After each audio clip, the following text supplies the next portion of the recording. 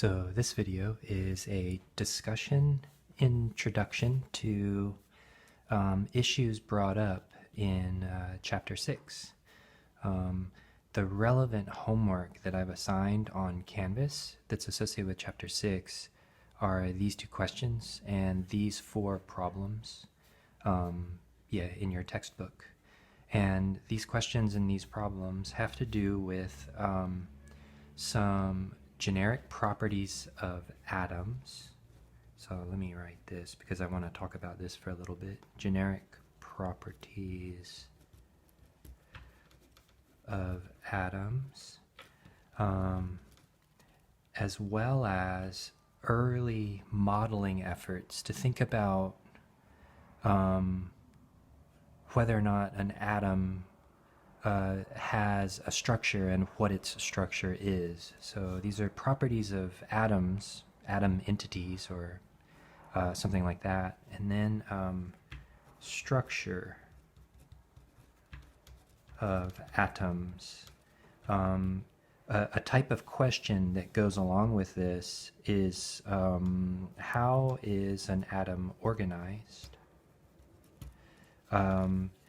And is it made of other, I'm going to put this word, separable things.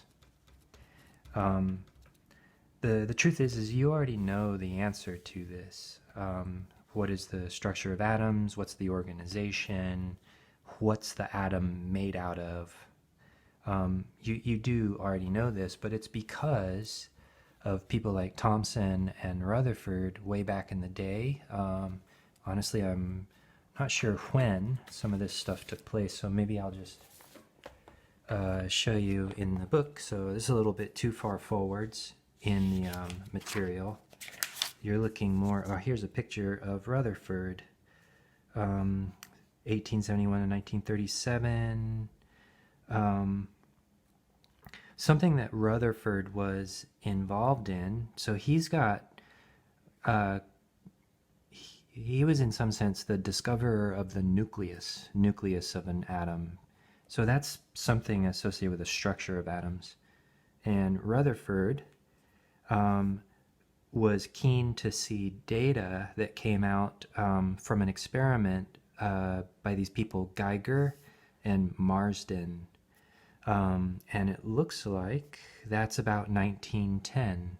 So this is a date that is similar to, but it's somewhere around like Max Planck and de Broglie and Einstein. So it's all in this sort of early modern physics era. Another person that's mentioned is this person, Thomson. I always remember that Thomson does not have a P. Often the last name Thompson. But this is Thomson. There's another active atomic theorist, atomic physicist. But so the reason that you may have learned this, say in middle school, what is an atom made out of, is because of these people and experimentalists. Geiger and Marsden, probably tons of others. I bet the story is really interesting if you go back and look for information.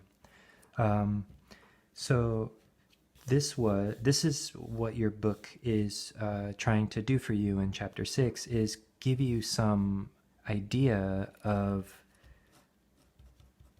what were the experimental sort of details, so Geiger and Marsden, and what were the conceptualizations or models, or models of atoms? So conceptualizations. Generic properties of atoms. So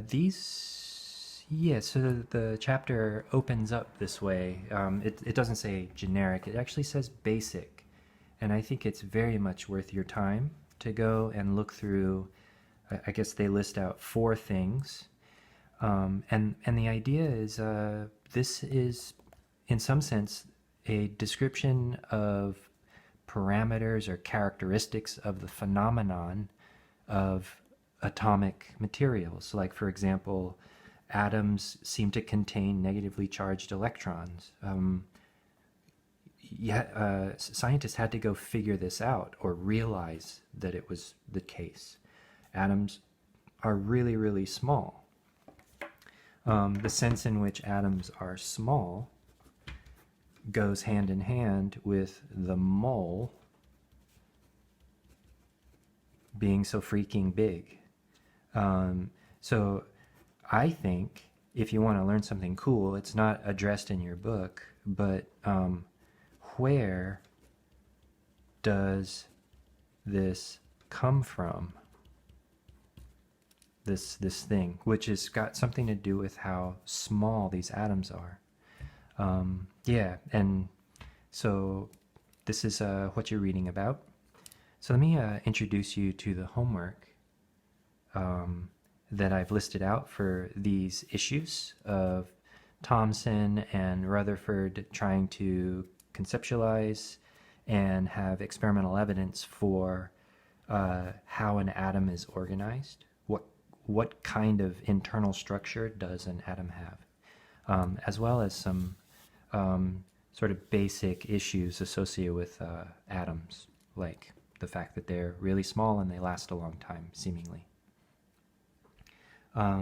So a couple questions that you start off exploring. There's questions numbers 1 and 3.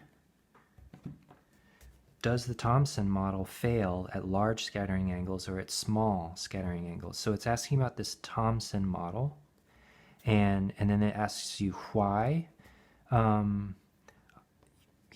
Actually, this question is loaded, and it's pretty wide and open. So to answer this question, you have to sort of assimilate and summarize a lot of material that's introduced to you in the early part of this book. So scattering in the Thomson model, it listed as an optional section, but it comes up with, it shows you or describes to you how, it gives you an example of how to think in terms of a Thomson model, but it gives you this like pretty crazy 10 to the minus 300 or 10 to the minus 3000. These numbers are not zero, but they are real small. And they have something to do with the probability of something happening. So they estimate a probability of something happening that actually experimentalists see happen. So it's something about the failure. So Number 3 is, could we use the Rutherford scattering formula to analyze the scattering of protons hammering into a thin foil of iron, or alpha particles hammering into a lithium foil? So you have to sort of look at this question and ask, what kind of objects was Rutherford imagining throwing at things like iron or lithium or gold, etc. So you have to go and pay attention, like maybe look at the Geiger-Marsden experiment, or read really carefully of the presentation. There's a description of electrostatic force here. This formula here, this is a scattering formula. It's a interesting formula. It's purely classical.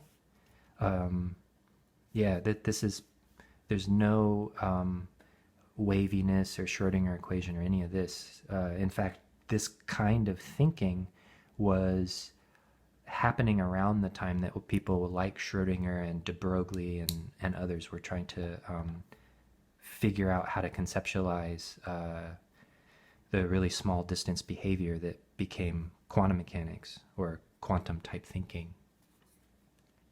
So those first questions are asking you about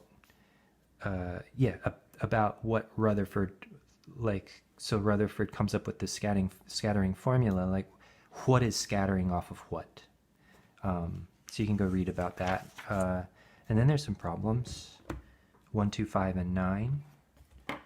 So number one is it's about basic properties. It's actually an uncertainty principle question, so it kind of gets you to start thinking again with some stuff you learned about in chapters 4 and 5. Number two is it's a basic Gauss's law problem, but it gives you a way to think about like what really is the Thomson model of the atom versus later on. Number 5 is really more about the Rutherford central nucleus atom. It's a very different idea than the Thomson atom, where you get to check Gauss's law in problem 2. And then number 9, it actually gets you to use the Rutherford scattering formula and think about some of the issues that are brought up in a really interesting part of the chapter, actually. This is the most interesting part of the chapter, I think. It's where the Rutherford nuclear atom is explored and gives you this sort of basic starting point in classical physics, but then you can read through and try to imagine what kinds of stuff is going on in Rutherford's mind. He's actually trying to imagine like a little particle ramming into many, many layers of atoms, and then trying to statistically or probabilistically think about what could happen based on certain different types of models. And there's these 1, 2, 3, and in particular in number 2, these sort of big sections of exploring the Rutherford nuclear model.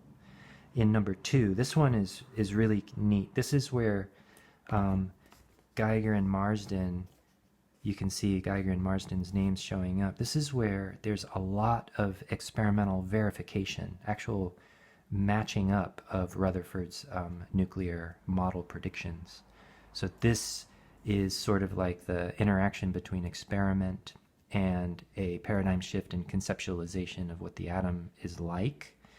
And also, yeah, this big deal, this stuff in particular. Try to imagine actually what it must have been like what is this thing? What's coming out? What does capital F stand for? And imagine being this experimenter moving this eyepiece around. Like, what are they seeing? Yeah. And how is this angle related to an angle that's up in here? You know, and how is it related to these kinds of thinking that went into building up the ideas? Yeah, so I'm inviting you to do that as you explore.